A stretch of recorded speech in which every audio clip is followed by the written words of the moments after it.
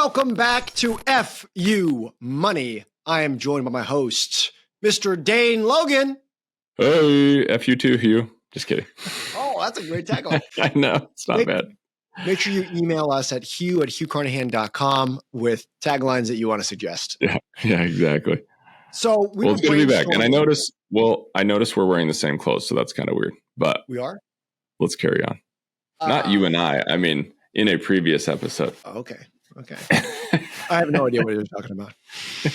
Oh, man. Okay, so we are here on episode 3, and now we're getting into the meat and potatoes. And we're going to do all kinds of fancy, funny, crazy, epic stuff, have some super crazy guests, some bad guests, some good guests, all kinds of stuff. Some drunk guests, hopefully.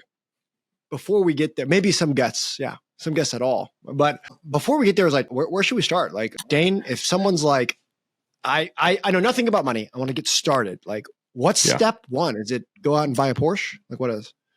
I mean, that would be awesome if that was step one, but no. And I think you and I talked a bit about this, and we really both agreed that tracking your finances, having some way to track your spending, seeing where the heck your money's going, because until you have visibility, you can't really start anywhere. It won't matter if you have a budget. It won't matter how much you make or where you're putting it or not putting it if you have no clue what your money's doing. Okay, so that's an important one. So a lot of people say budgeting. You should jump straight to a budget.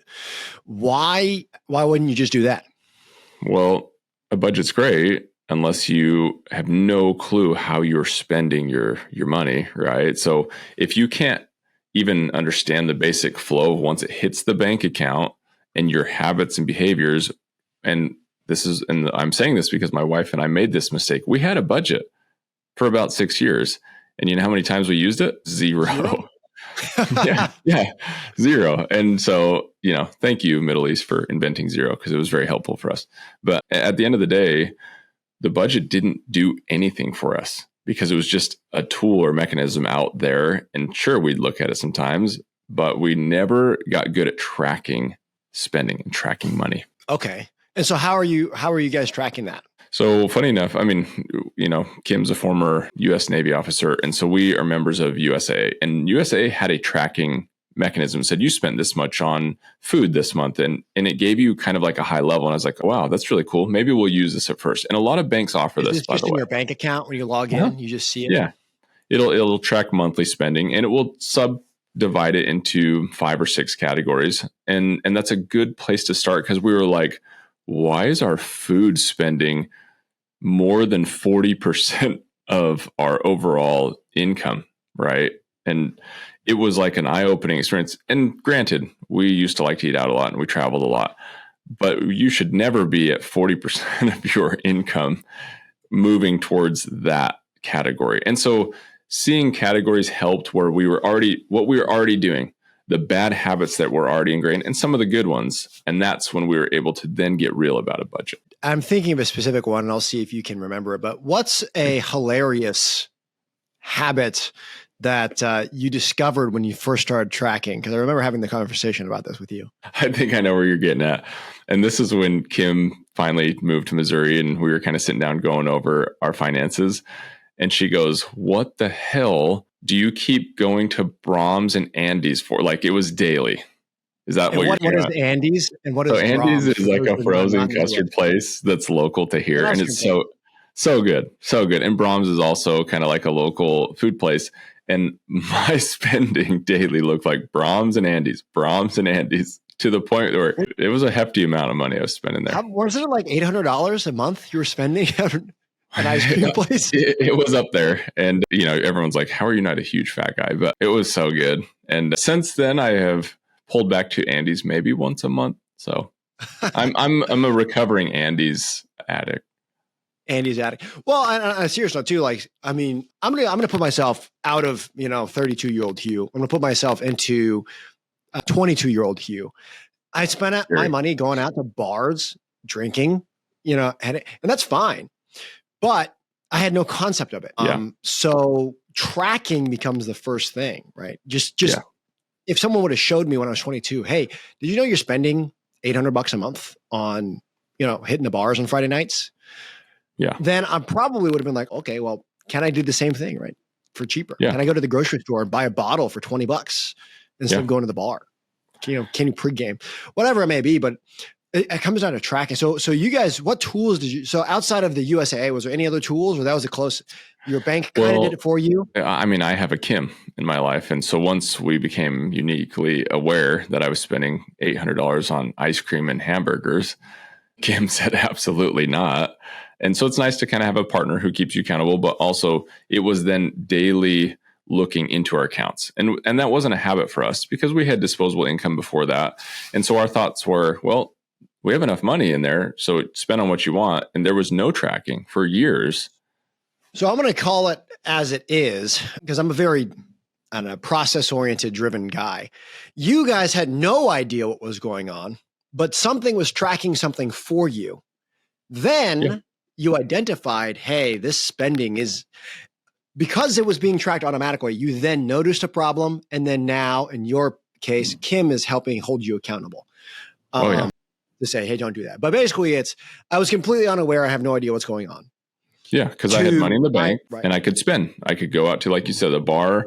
I could go out to food, and I never even thought to track it because I had money to spend. I didn't realize. I'm going to go out on a limb here and say that almost all Americans look at their bank account and they say, is there money in the bank account? Yes or no? Okay. If yes, then spend and buy the thing. That was my tracking process. How did you know? Because that was my tracking process for years and years and years. Yeah. Maybe some responsible people might have taken it one step further where they have two accounts. One account called bills, and then the other account has everything else. And that's where they have the quote, whatever. And then let's talk about what happens for savings accounts, right? What happens with people that have savings accounts? If they use them, they're not making any money on them. And savings is more of just a temporary placeholder. It was for us, where some money went into savings. And as soon as I wanted a thing that was cool, I just I have it in savings, and I would just spend it. Right. So, we got to pay the credit card bill off for all this Andes. We'll just pull it from yeah. Oh, I had great credit. The joke was all the credit card companies love me because I was great with managing credit. I had a score of 800 something. Right. Because everything was on credit, and I would pay the credit cards, but not even think. It was, again, yes, no, is it in the account? Is it available? And just spend. Right. Okay. So we're going to pull this back before we get into any other things. We're going to go to, how do you track? If you're brand new, what are some tools you can use? So there's the good old pen and paper. Yeah. And this is my opinion, this is the least effective. However, some people love it. They have a physical board or they have something in their wallet or purse, and they're like, okay, I just spent money, pull it out and mark it down. And this was probably more common with maybe Gen Xers and up, where people used predominantly cash. In a cashless society where we're mainly credit cards now and debit cards, there's another way to do that. And you had already danced around one, which is great. I remember that because I also have USAA. And if we go way back in time, so it also automatically tracked my stuff. But so many of our banks now just have the general categories. Now, one tool I would love to recommend that I can no longer is Mint. Mint was epic. It was awesome. Yeah. But it doesn't exist anymore. So I'm going to recommend. I didn't know that. Yeah, Mint's gone. They shut it down. I think Intuit bought Credit Karma, and I think they're trying to push it to Credit Karma, but they lost a lot of the features. Wow. That's news to me. I had no idea. So what I liked about Mint, and I'm going to stop talking about Mint because it'll be the last time I say it. I'm going to recommend a few other ones. I'm going to just read a list because I have heard of some of them. And I'm only going to speak to the one that I've used before. So one is called Empower. I think it used to be called Personal Capital. It's called Empower. Yeah. And it tracks net worth, budgeting, automatic categories, and you can add investment accounts. And I know people are like, oh my God, I don't need to worry about investing. Don't worry about it. This tracks everything. So you have credit card debt, 10 grand, it goes in there as a negative. You have bank accounts, 5 grand, it goes in there as a positive. Net worth is negative 5 grand. If you have stocks, 401k, you can attach everything. And I think it's free. I'm pretty sure it's free.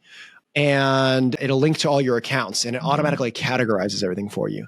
And I think they make their money trying to upsell you on management services, which you do not need. And we're going to talk a lot about managing your own finances.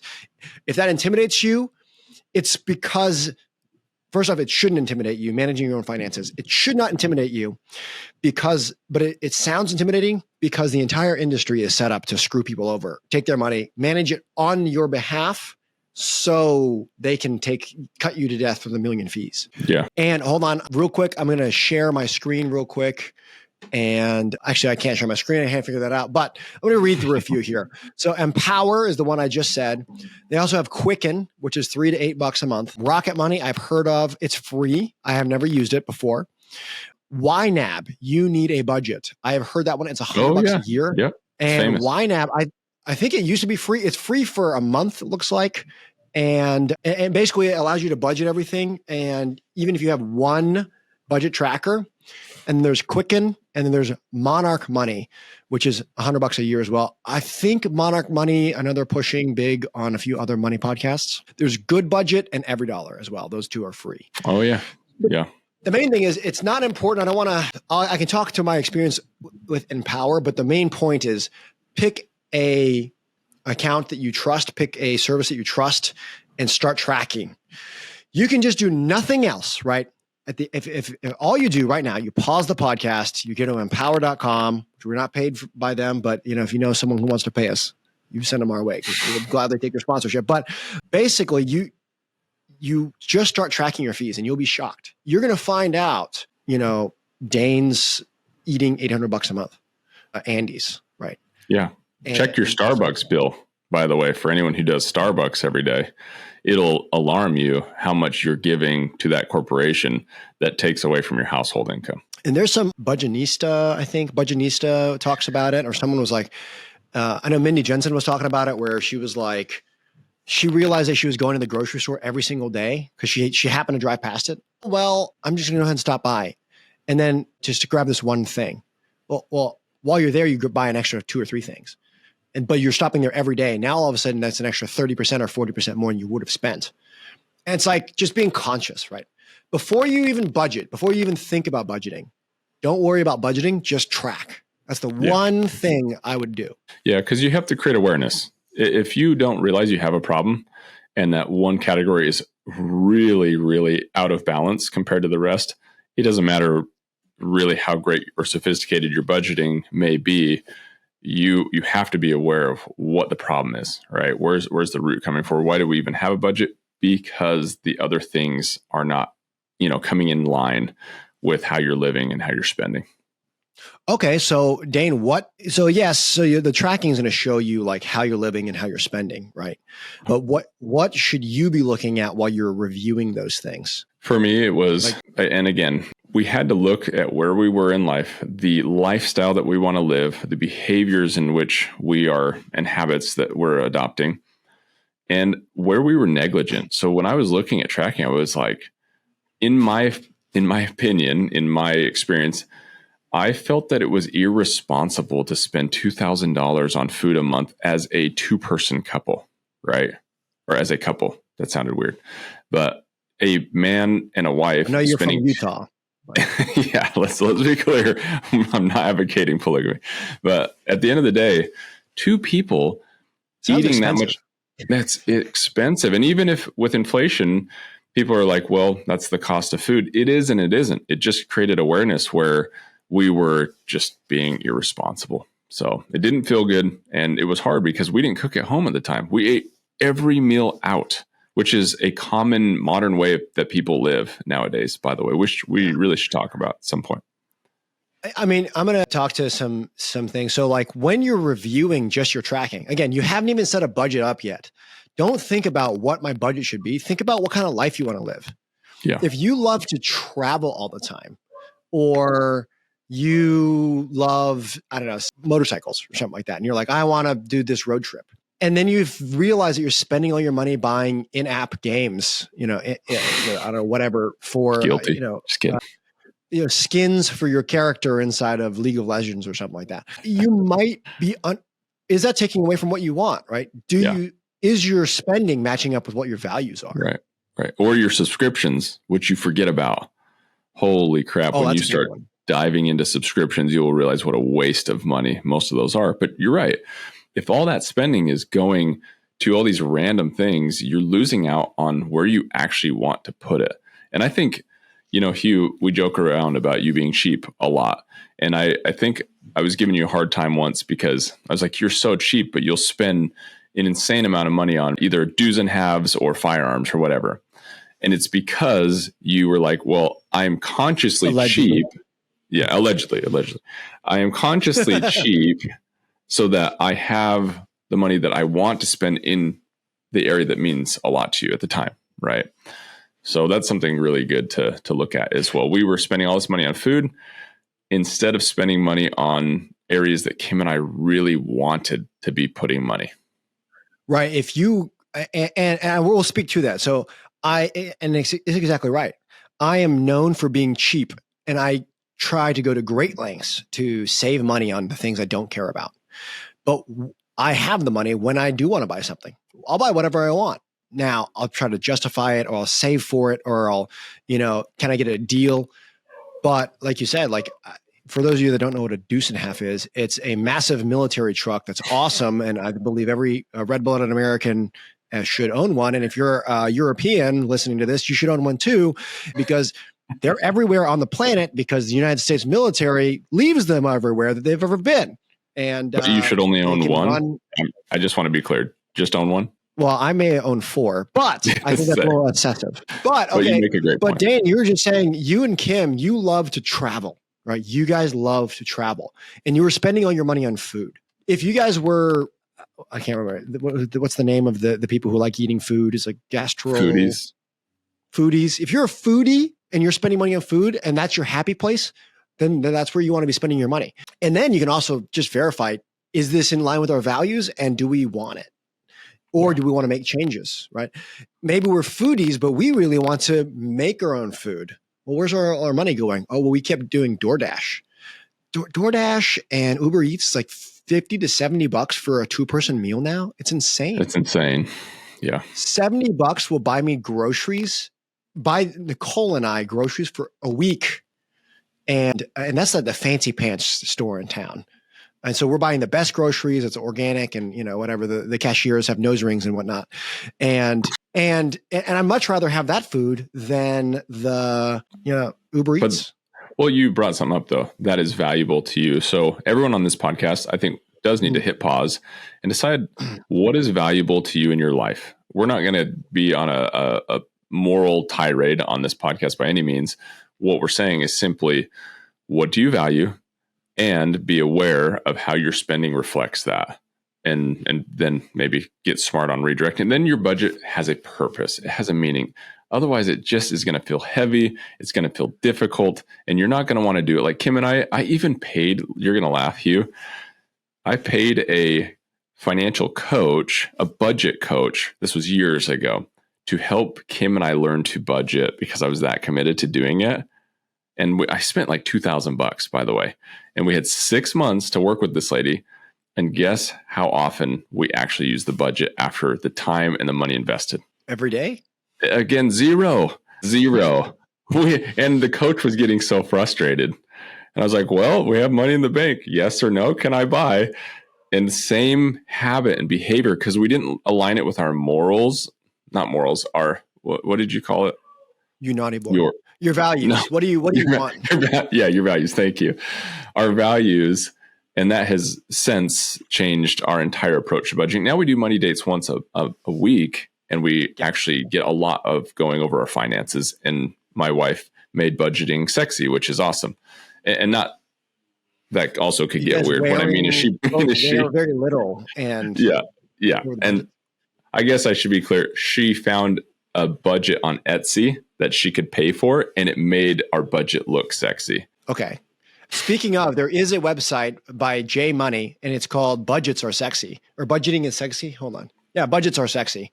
And that's a great blog and website if you want inspiration and ideas. And to Dane's point, so it's what your values are. What I was going into is I was spending money because I was too lazy to eat. And so my answer was, should I eat healthy, good foods over that? That was because I figured out ways I'd rather spend the money on food being high quality than the convenience side of it. Well, I do Now want to say, what was one of the things that you were famous for saying when I'd say, let's go to lunch? Bagel burgers. Bagel burgers. Because Brahms Bagel had burgers is 5 burgers awesome. for $5. It is awesome. But every Five time we'd be burgers like, for $5. hey, yeah, hey, Hugh, you want to go to lunch? Bagel burgers would be the first thing. And we did that a lot. That's where a lot of my money went in the I beginning. gained a lot of weight. Yeah, that's what I was going to say. Did you feel healthy? I didn't feel healthy after about a month of doing that. I was like, we probably need a salad. And I remember saying, Hugh, I'm going to order a salad. And you're like, what? And I was like, yeah, Brahms has got salad. Actually, and then we went on a salad kick. You guys can see this if you go to my YouTube channel, whatever it's called. It's probably called Hugh Carnahan. And then there's the first thing that we did after I became a millionaire on paper. Dane, what was that? Well, is that when we were signing the contract on the dues and half? Or do you mean when we went and we got a salad? We went to Brahms. No, I had a burger. I was eating a burger. Yeah. Oh, that's right. Yeah. That was hilarious.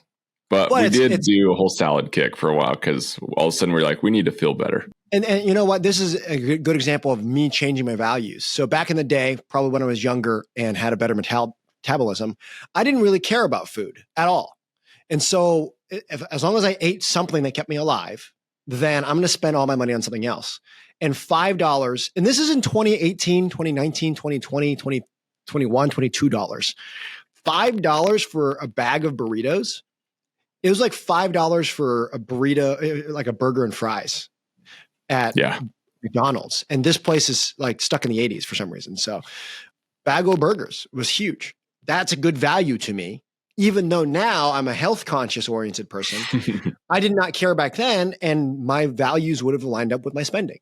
I don't care. I'd rather buy, like you said, I'd rather go buy a cool old revolver that's antique or has a cool story over spending money on food. I'd rather eat a bag of burgers for $5 and have 2 burgers then and 2 burgers, the next day for $5. Yeah. Than go spend the money on something that I'm never going to remember, later. I'd rather have the revolver. But again, it's because your values, right? So we will always justify spending money on something, even if it seems like a complete waste to other people. And that's why I'm saying, like, you were known as being cheap, but then you would spend money, good money, on other things that you valued. And we had to differentiate that in our own lives. Again, we're just in different phases in life. I am married. I do have a 15-year-old son. My values are very wrapped around them and now how I spend money around them, as opposed to when I was a single person, night and day different. So, and now I'm about to get married and we're looking at having children. And so the health, definitely moving into my 30s, closer to 35 now, that's definitely guiding some of it. But with that, we're going to go back to the very beginning of this podcast. If you are looking to start your money journey and you do not know where to start, we've already given you 3 things and we're going to put those things in plain day for you. Step 1 is track your budget. Just track, not track your budget, track your spending. Get a free app, right? I recommend Empower. I've used them before for now, right? Maybe I change that in the future, but connect all your accounts and just live, right? That's number 1. Number 2, and this is the most important, and that's what we've spent most of this podcast talking about, is decide what kind of life you want and decide what values you have. If your values, like, do you love to travel? That's great, right? Do you want to be a foodie? Do you want to be a chef? Do you want to buy a house someday? My value is I identify with someone who's going to buy a house. You need to start thinking that way. Or, I will become the type of person that runs marathons, right? You start thinking that way. Those 2 things, track where you're currently spending money. Don't even do anything about it. I don't even care, right? Just don't do nothing, but track it. And then start thinking about you and what you want out of your life. Or if you have a spouse, I highly recommend them. Or if you live in Utah, you got like 5 spouses, then you can get everybody involved. Guilty. So, and then the last one is actually create a budget, which we haven't even, we're barely scratching the surface of. But I actually have an alternate to creating a budget, Dane. Do we want to even get into that podcast or do we want to save it? It sounds like a good conversation. So I would say stick with the topic of, hey, budget is next in the evolution of what we're talking about. And I think that's a great next episode because we can talk about strategies on how we budget individually because, again, very different how we do it. And just so you guys are aware, I'm a super lazy piece of human garbage. And I'm gonna structure things to be the path of least resistance. If I have to think about it, constantly, it's going to fail. So these tools, right, do that. I remember when I first started budgeting, I would do my tracking and I'd try to use Excel because that's what I knew. And that was a nightmare because then I would forget and then I got to update it. And I'm spending hours a day looking at a spreadsheet. These tools now are awesome. I mean, they didn't really exist. Well, and they integrate into, no, they did not actually. And so they integrate right into things. A lot of people we follow now are autopreneurs. They put everything on autopilot. And so we're going to share some of those benefits of maybe looking at doing it that way. And truly, like you said, some people still write that down. I know people who do amazing with paper budgets and they are on top of their finances. It's a really simplified version of a lot of this fancy stuff, but I'm telling you, they have done incredibly well financially managing it that way. So to your point, you find what works for that you. Is a way. Yeah. If again, I think, I don't know. There are definitely analysts, people, tech nerds that would love to do budgets. That's all they do, right? That's what they do for their day job.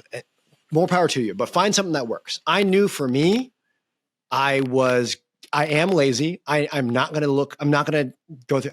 I will spend an hour or 2 hours setting something up once if I don't have to think about it ever again, or I have to think about it very rarely. So that's why I used whatever the tools are. So step one, there's that. But the value thing, so many people, I mean, Dane, what's your experience with just, like you said, if there's money in it, you spend it.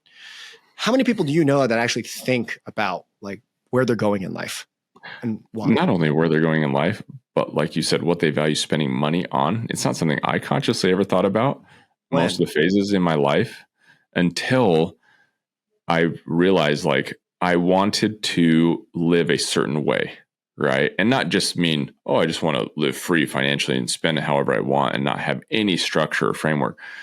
It changed for me when I learned my lesson the hard way, probably a dozen times. It was like, okay, I need to change.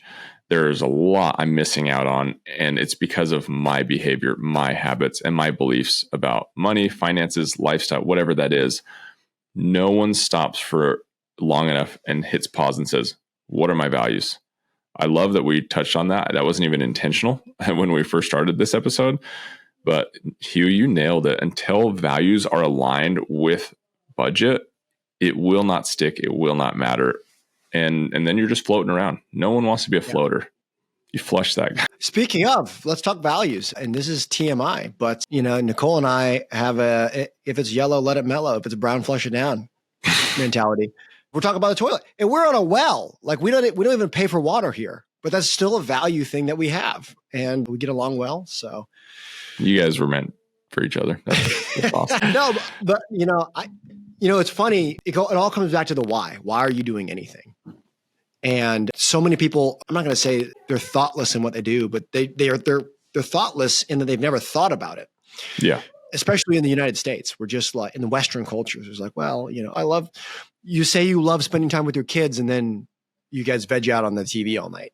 Or you say you're the type of person that wants to build your own RV, solar powered RV to go vacation and you spend all your money on, I don't know, painting figurines or something, whatever it is. Like there's a whole bunch that's there. So it's just being thoughtful, right? Yeah. Thoughtful is the first step and really understanding again, what do you value? I think that's just a great place for people to start. And then you get into what tools do I use? What budgets are out there? What strategies behind budgeting? And then there's some pretty great strategy that's very straightforward in that way. So next episode, we're going to actually talk about budgeting. This episode, we're just talking about the step one, right? Listen, if you listen to this, you never listen to another episode of ours ever. And you spend, this probably takes less than 30 minutes to set up. Set up an Empower account, download it, whatever, connect all your stuff, and then you never hear from us again. Just every once in a while, look at that thing and see if it aligns with your values. And even if you don't know what your values are, like when I was 22, who knows what I thought, right? And then now when I was 27, who knows what I thought then? And now I'm 33, who knows what I thought then? My values are constantly changing, but at least I have a track of it. And so I can kind of see what, if I want to change or something and pivot, I've got a a map. So like that's critical. But you'll know why. And I also think what's not being said is once you identify those, you're going to start naturally looking up content that is related to those values and how other people did it. And that's what's really cool. You'll start reading the right books. You won't just be reading any book. You'll be reading the ones that match up with where you want to go and how you want to live your own life. And there's so much content in every area. There's a plethora of really great, depending on who you are and how you want to live. And then you're just sifting out the noise. And you're like, that aligns exactly. I want to live really slow. I'm surrounded, by the way, by mega entrepreneurs and super hustlers and really successful people. And a lot of times I'm like, wow, I want to live in a... You're woke. And in all honesty, I'm the polar opposite than a lot of the people that are in my immediate friend group and surrounding. I want to slow down. I want to live in a simple country house with land. And so my values were different, but I had to be real because I was trying to jump on the bandwagon and jump on the train and follow who I believe all these incredibly successful people around me. And I felt disconnected from myself, and it got me into some hot water too, quite honestly. And so once I realigned with what I wanted, it helped me eliminate the noise and distraction and set me on the right course. Yeah. So if we go back, just 6 months or a year, you definitely were probably more in the scale, grow entrepreneur. And you're right. There's a lot of us in your immediate friend group that are that way. And I don't know that it necessarily bit you at all, but there were, not unrelated to anything that we did, the market changed, and it changed extremely quickly. And it kind of spooked a whole bunch of people. A lot of our friends ended up upside down. Mm-hmm. And it was not a 2008 recession. It was like a mini wake up call. Yeah. It made me feel good on the path we were going down, because debt is very dangerous if you get the wrong kinds of debt, but it's also very helpful if you get the right kinds of debt. So we're going to talk about all of that, but yeah. All right, Dane, before we sign off, what is one book? And it can be the same book as before. It can be a different book. What is one book, if you are brand new starting out, you don't know anything, that you would recommend, someone start off with? For me, this one's a classic, but it's The Secrets of a Millionaire Mind. It will help you really define those values and help you start making declarations in your life of where you're going, where you want to be, and how you're going to get there. And it will help you shape your own framework, as opposed to, like I said, just so much noise out in the world. And so that one's still one of my top 2, which I love. Secrets of a Millionaire Mind by T. Harv Eker. Awesome book. How about you? Man, for me, people are going to get super annoyed by this, but I don't care, because hopefully a new person learns about this, and then they, anyways, people that are financially independent, they'll forgive me for this. But for me, it's going to be Rich Dad, Poor Dad by Robert Kiyosaki. And it's written from the perspective of a 10-year-old, a 5th grader. And they're just like, it just explains things. And the tagline of the book is what the rich teach their kids that the poor and middle class don't. And that was the first book that really changed the way I saw the world. And then all the other books then made sense. But had I read all the other books first, I would have got it. But that was the one book to be like, I now understand. I internally. Well, and you're not wrong. It's a powerful catalyst for 95% of people who even got into the real estate or investing game and thinking differently. So You're exactly right. And I would say, funny enough, as we move into our next episode, it's probably the first time I've been excited about talking about budgets. So stay tuned. That's where we're going to go. And what is the one takeaway from this episode that a viewer should have? Again, what is an action item? Define your values. That one stuck out to me huge. Like I said, wasn't thinking about it when we started the episode, but when you brought it up, it makes perfect sense. And I could not agree with you more. It changed my entire life once I understood that piece of the puzzle. So awesome. How about, what are you thinking? For me, it is just track your budget. You don't even have to do a damn thing. Don't worry about budgeting. Sorry, I said track your budget again. Just track your spending. Don't change anything about your life. Just track it. You should know where every dollar goes, right? Every Amazon subscription, every whatever. All these tools will do it for you. Hey, you had X amount in gas, X amount in this, X amount in that. Like it's the lazy way to do it, and it's the one thing I would do. Awesome. All right, guys. We'll see you next time. All right, Hugh. Have a good one.